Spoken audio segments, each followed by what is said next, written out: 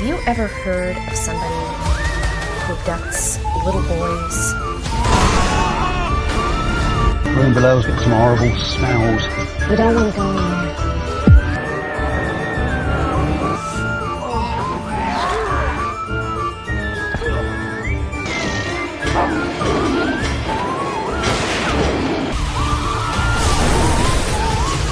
What are you doing? Complimentary room service. There is that.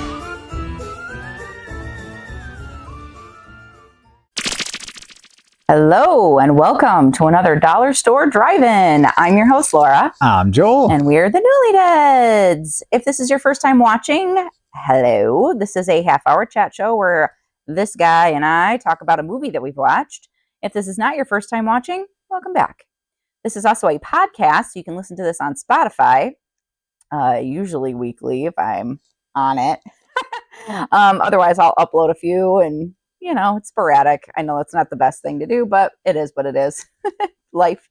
This is not our full-time job. This is a fun thing that we do together. So I don't mean to, make it bad so people can't hear us, but if you are listening, thank you. This is a visual show though, so we highly recommend that you find us, and you can do that by going to our website, which is thenewlydeads.com, for all of your spooky Newly Deads needs.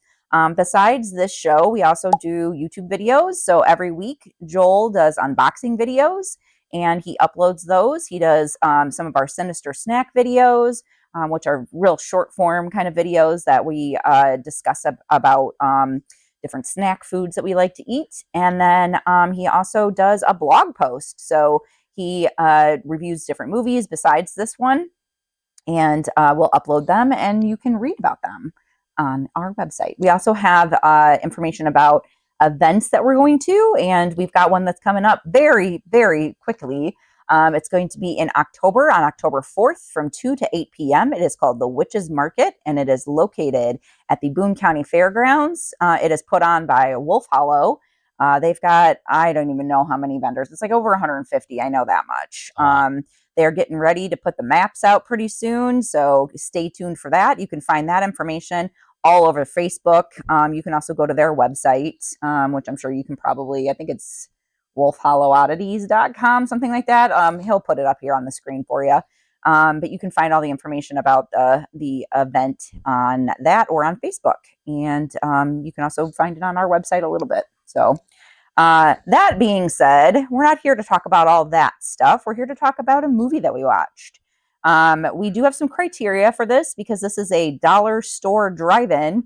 We want to make sure that the movies we watch are affordable. So fitting into that dollar store theme, they need to be under $5. They need to be a horror, thriller, or sci-fi genre movie.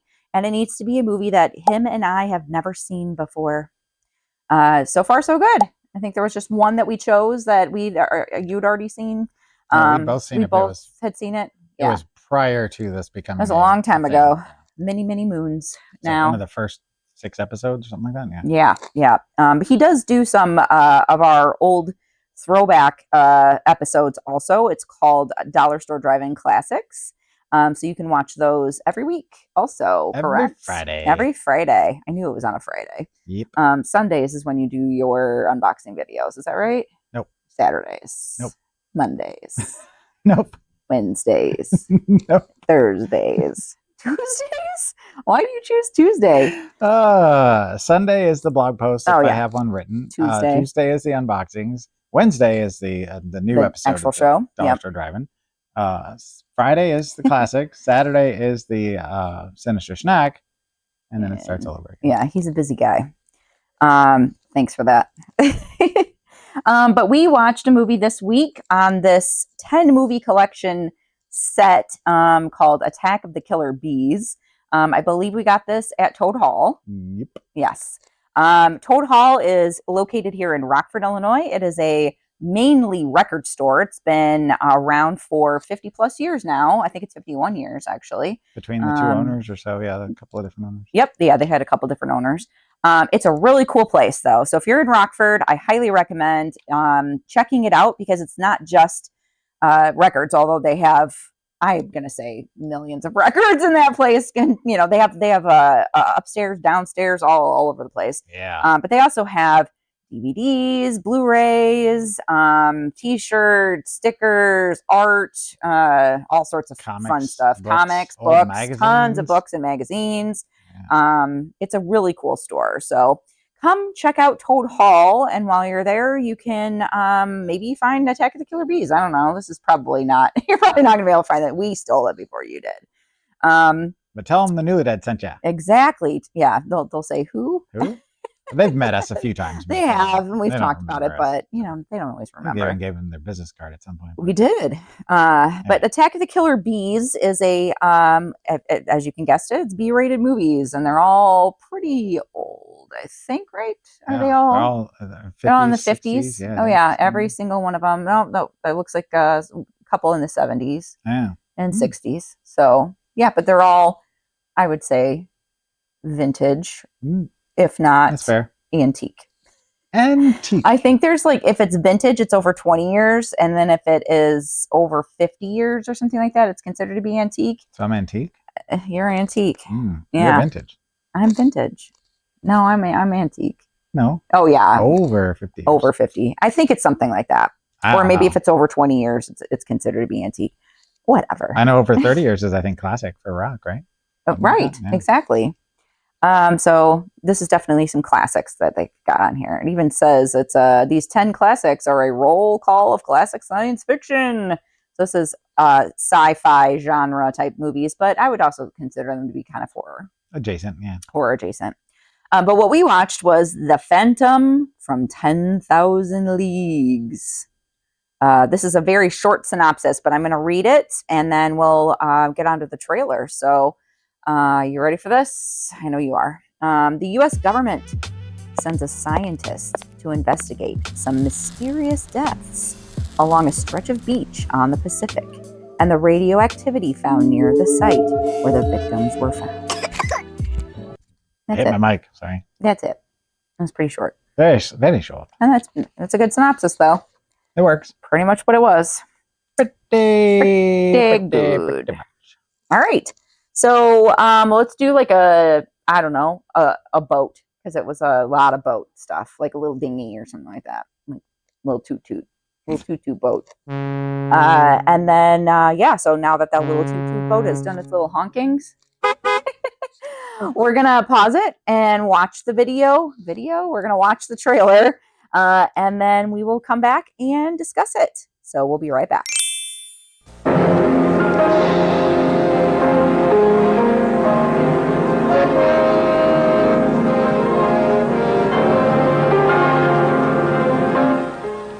There's a shaft of light coming up out of the ocean. It was being guarded by a sea creature. I believe this light killed 3 men. Hello. Into uncharted secret coves hidden beneath the sea's surface go the daredevil hunters of the deep, searching out the mystery of sudden death, the secrets of the Phantom from 10,000 Leagues. Starring Jen Taylor, lovely Kathy Downs, and Michael Whalen, all enmeshed in a scientific web of terror, involving secret death rays that unidentified nations will stop at nothing to obtain. Almost like it was burned by an atomic flash. Fishermen, too. Man bait, a luscious blonde too tantalizing for the weak to resist. I didn't know then they could put beauty and poison so cleverly together in one package. But the shadow of the Phantom Death does not stop daring underwater adventures, while a man of science probes the unknown for the answer to the Phantom from 10,000 Leagues. Don't miss the Phantom from 10,000 Leagues.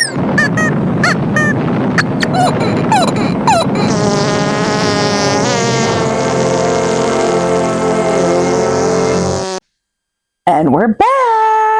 I know you missed us, and I'm not entirely sure what Mr. Newly did to the trailer, but he does like to do some mild editing sometimes, maybe with some fart noises. Sometimes with the classic ones, I'll leave them alone, but Yeah, we'll because see. they're pretty campy. We'll find out when you find out. We will, because we watch it the same time you do. Okay, so Mr. Newly Dead, do you have some notes? I do. Yes. So whenever I watch film, I will take notes digitally, and then I will turn them into a nice little printout, and that will give us a little bit of guidance as far as talking about the movie, what happened, highlights, plot points, stupid little things. I do drawings, and then at the end of the year, Mr. Newly Dead will collect them all, put them into a flip book, and you can find it on our previously mentioned website. 2023 and 2024 are currently available on the site, and then as of January 1st, at some point after that, all of this year's notes will be uploaded as well. But Mrs. Newly Dead this year has committed to take notes every single week, and so far she has done just that. I have. So at this point, I will show her what my notes say and what I drew, and she can explain it to you. And then if you're interested, you can look it up later on. So. All right. So it looks like is that a candy corn? Yeah. It almost looks like a candy corn mixed with what are those little guys from that Despicable Me? Those little dudes. Minion? A minion. It almost looks like a minion with the weird crazy eyeballs.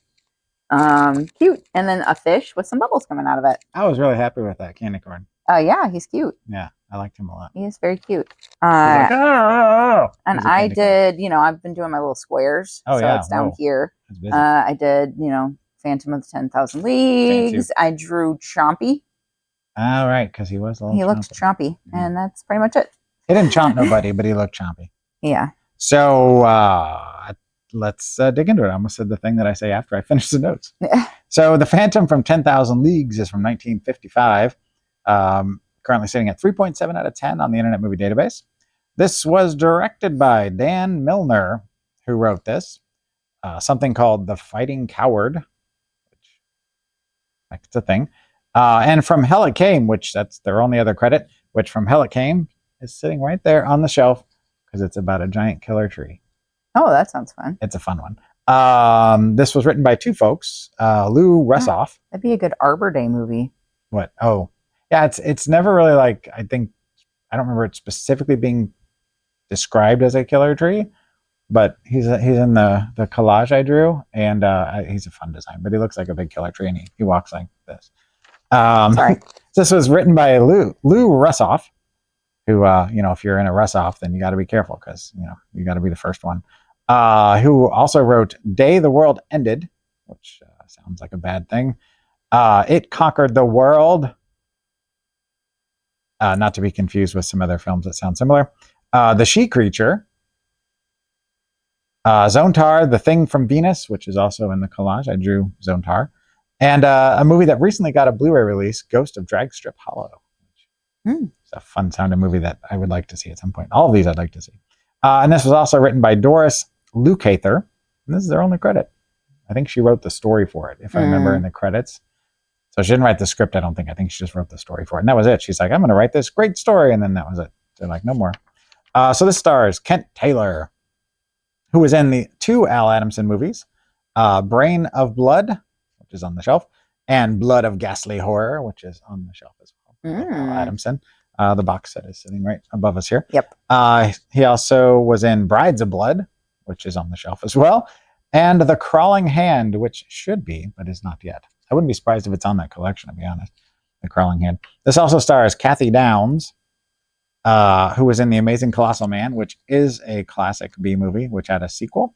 Gobs and Gals, which I just thought sounded like a fun title for. Gobs and I Gals. think it's a sequel to Guys and Dolls. Maybe. The Flaming Urge, which sounds like one of those videos they'd show in school, like, this is why you should not have sex before marriage. And Missile to the Moon, which just sounds so atomic age. It's not even funny. This also stars Michael Whalen, who was in Career Woman, not to be confused with one of my favorite rising young artists. The Mysterious Miss X. She's very mysterious. And did 3 chapters from the 1949 Batman and Robin serial. Not serial, but serialization. And Wild Weed, a.k.a. The Devil's Weed, which again sounds like one of those like Reefer Madness kind of things. And then finally we have Philip Pine, who was in Insurance Investigator, which sounds like the worst movie ever. Does. Like, I want to watch a movie about an insurance investigator. Sounds like a TV show from the 70s. The Man with the Camera, which was a TV show that starred Charles Bronson. You like him. Heck yeah. He also was in Black Tuesday, which I guess is the prequel to Black Friday. And The Lost Missile, which you don't want to lose a missile. No, lots of missiles. Maybe it went to the moon. Good callback. I was listening. So at this point, my wife turns to me and she says, What'd you think? let's dig into this beast. So the first thing Laura pointed out to me during this was that this movie is 70 years old right now, which is nutso. Yeah. Well, my dad was born in 1955 and he just turned 70 this year. So I was like, easy peasy for my math and brain. Well, and then I figured it out. I was like, I was born in 74. So I kind of did the math that way. But, you know, when you think about like Nosferatu, the original one is 100 years old. And then you think this is 70. It just is, it's mind-boggling. So this movie has lots of suits on a beach, as well as a lot of day for night shots. It does have a lot of suits on the beach. There was like business suits, not swimming suits. Right. Yeah. Which is weird. And they're walking in the water with their nice business shoes on. And, you know, you've got like the police captain or police and the detective or whatever. And then you got like a scientist. And then you've got like, I don't know, it just seemed like there was a lot of people wandering around the beach in suits, which I get it if you're a detective, you know, you're wearing your suit to go investigate, but it just seemed out of place. There was a lot of day for night, which if you're not familiar, if you can't shoot at night for various reasons, you shoot daytime and then you tweak it so it looks like it's nighttime. Never works very well, except in maybe Jaws is maybe the best example of when that's done properly. In the very beginning, if you've ever seen the opening of Jaws, that's day for night, but this is not the best use of it. The creature is, or the phantom, I should say, Laura's like, look at him, he's so cute, or something like that. And I was looking really close, and it looks like he has a mustache. Yeah. He's got like a little thing here. It's part of his mouth. Toofs. Lots of toofs. Yeah. He's got this little thing, and he doesn't do much. He just kind of floats around.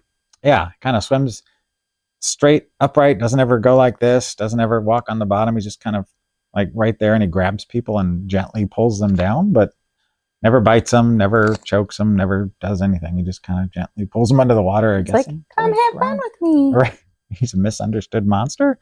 I wrote these ladies in 1955 were so fresh because they were like, one of the ladies was being really like, she was like hitting on that one guy. Yeah, she like got changed and like had her brassiere on and stuff, and was like, I was like, whoa, this lady's kind of fresh. It would also appear that the father and daughter, the two of the main characters in this story, which the father had a mustache as well,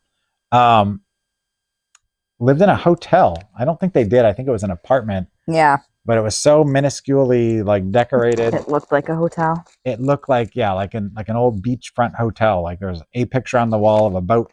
There was like a chair in the living room, and there was like a bedroom, and there was like a dresser, and there's nothing anywhere. And I get, you know, minimalism is a thing, sure. But it was very, very minimal. Very, yeah, like it was a short stay kind of place. There was a point in the movie where one of the guys says, he's created a mutant. And I was like, okay, a mutant. A mutant. Which, you know, a mutant. So basically the premise is that a dude gets killed on the beach. He washes up on shore. The police come, scientists come. They start investigating. They realize that there's some sort of like radiation that's leaking into the area, and it's created some sort of a creature. They never defined what it is. Laura thought it might have been a turtle because at one point, well, her dad picks up a turtle, wasn't it? Her dad, picks up a turtle, and he's looking at the turtle, and then he's like, oh, and I thought he was going to throw the turtle. I was like, I swear to God, dude, if that guy throws that turtle, I'm like, I'm going to go back in 1955 and punch that man in the face, because that poor little turtle. But he ends up putting radiation on him instead, didn't he? Because like he was like glowing. He like happily walked off with him. He's like, do.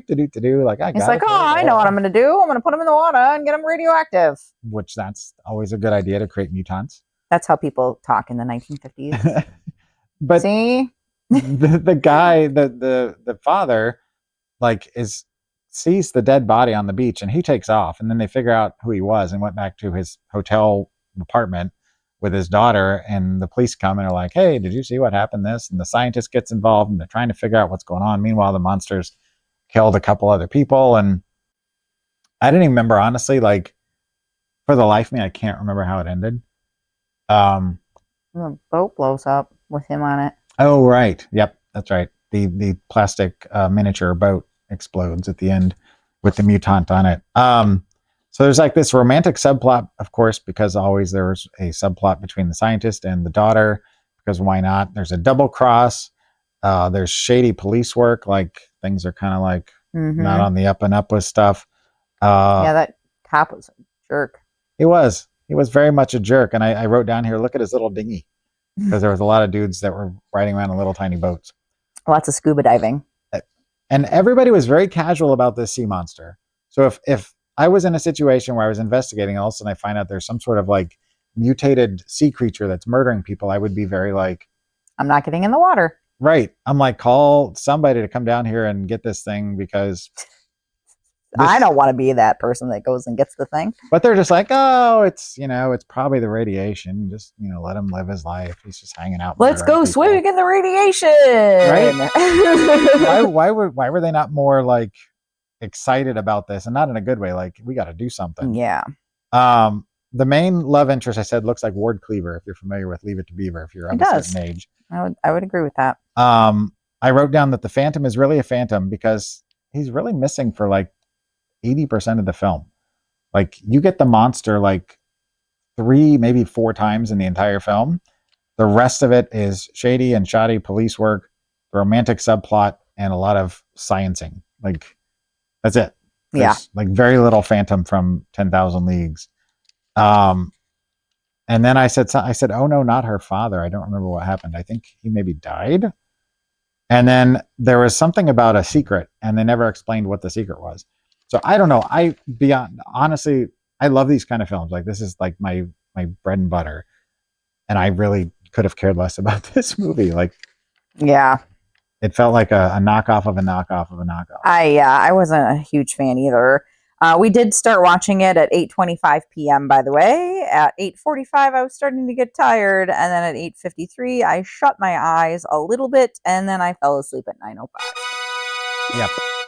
But yeah, I kept waking up off and on. So I was like seeing the scenes and stuff like that. And then I did wake up and I watched the ending and stuff like that too. So I was struggling, and I very seldomly struggle. But yeah. He loves black and white old movies and stuff. And I don't know, like, it needs to be really captivating for me to really enjoy it. I just like, the throwback stuff that you get to see, the kind of the what it was like at the time, how they did things. Yeah, that's interesting. That part is intriguing. Plus the storytelling tends to be a little bit more like broad. Like, they don't have to describe everything, like, it doesn't have to have a real reason why something happens. It's just like, oh, it's science. Yeah. Or whatever. Yes. Yeah, you're right about that. And I just enjoy that kind of stuff unironically. And this one, though, just again did not hold my interest that much. So yeah. It is what it is. Did you give it a final thought? I did. Yeah. Did you? I did. Oh. Do you want me to go first? Why don't you go short. first? Please. So I said older movies aren't my thing all the time. I said, but I get it. That's it. I mean, you got to admit, the Devil Doll was pretty good. Yeah. That's pretty creepy. Yeah. Anyway, that's a Vinegar Syndrome recent release. So my final thoughts were, punching someone out makes a fun noise. It's true. Because Laura made sure to point out that when the guy got hit, it did I can even insert the noise here because it's on. Exactly. And then, so would you give it out of 5 radioactive turtles? I wonder what you're going to do there. Oh, I know exactly what I'm going to do. That's an easy one. Yeah. So now I'm going to have to do something different just to throw you off the trail. So ultimately, even though I didn't love it, I enjoyed aspects of it enough that I ended up at a 1 out of 5. Yeah. Because they tried. I felt at first that I couldn't give it a rating, but I do feel like I watched enough of it that I can still like honestly say that if it was a little more engaging and not so slow and a little bit boring and draggy, that I could have stayed awake a little bit more. So I'm going to give it a 0. Flat out 0. Yeah. I would have given it a 1, but I fell asleep. So. And that's interesting because it was an hour and 20 Like that was it. It felt A long. hard 120. It felt real long. And it did. It felt like, I mean, there wasn't that many characters. There wasn't that much like plot. It was very basic, straightforward, but it really just, they needed some editing and a little bit more something. Yeah, it felt real long. Real long, Clark. Mm-hmm. All right. Well, if they don't want to watch that movie, what should they watch? This is easy. From the minute after the first scene happened with the creature, the Phantom, I went, yep.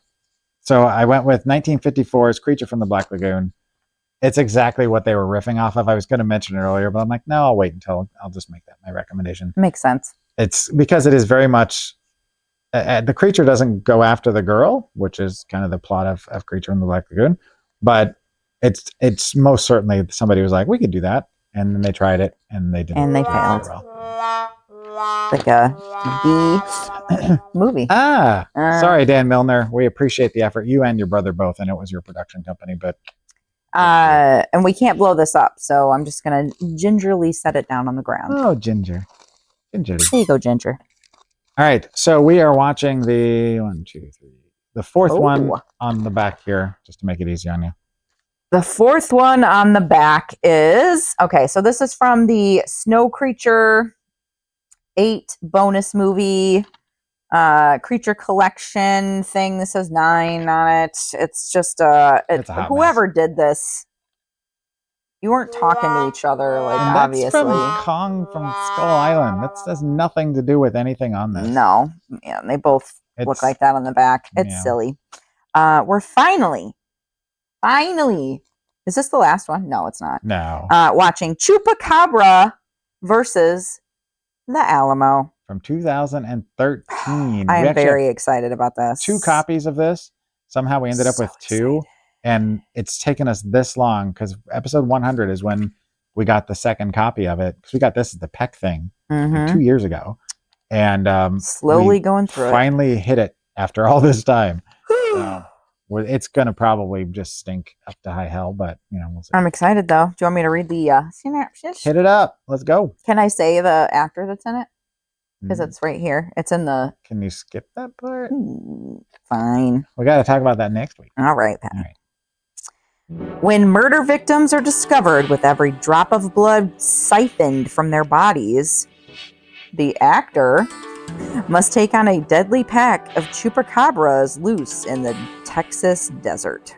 Is that where the Alamo is? Just kidding. I wonder if the chupacabras live in the basement. There is no basement to the Alamo. I had to say that. Yeah, there'll be a lot of Pee Wee Herman talk. Like this, Oh too, yes. So. R.I.P. Mr. Herman. Yep. Okay. Well, that's it for our show. That went quickly, I feel like. And again, if you want to find us, you can do that at thenewlydeads.com. And please come visit us on October 4th at the Witches Market.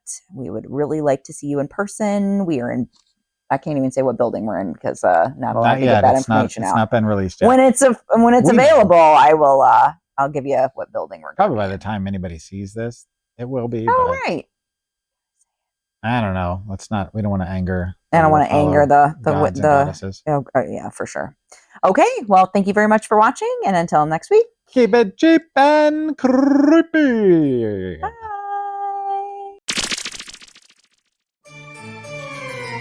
Doesn't mean you should go chasing the dead. It may be your robot, but it's my house. I want to get a close look at these sharks. Sounds dangerous. Well, be careful.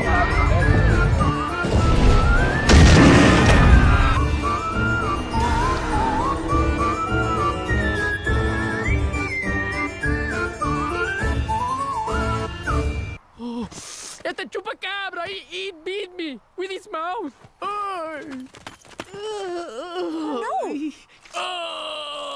I'm gonna use my fist to beat the shit out of Chupacabra, the only thing I've never beaten the shit out of yet. Dad! Chupacabra's a really tough word for him.